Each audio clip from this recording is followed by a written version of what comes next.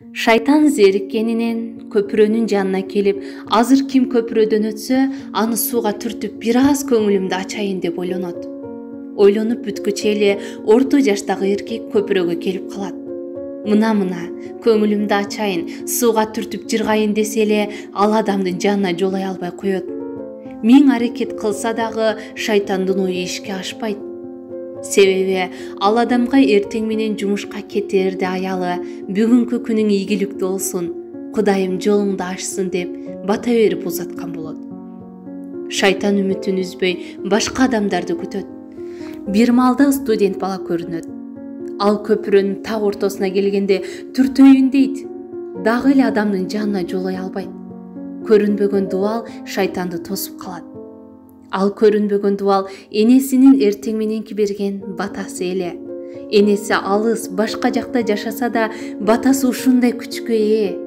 Бардык кырсыктан баласын коргой алат. Шайтандын үмүтү үзүлүп, бүгүн менин күнүм эмес экен, үйүмө кете берейин десе, көпүрөгө карай келе жаткан болот. Бул байкуш абышкага ким бата бермегеле?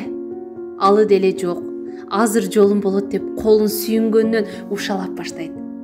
Абышканы түртө салайын десе эле дагы көрүнбөгөн дубал тосуп калат. Көрсө, карыяга кызы күндө батасын берип, өмүрүн тилеп, Кудайга жалынып турган болот. Көрдүңөрбү? Апасы берген бата кандай күчтүү. Эркек үй бүлөсүн күч менен сактайт. Аял батасы менен коргойт. Аялдын батасы аралыкты билбейт. Эң алыска континентке чейин жете алат. Жада калса, эненин батасы баласынын 7 тукумуна чейин тиет. Эненин батасы небере, чөбөрө, кыбыраны да коргой алат.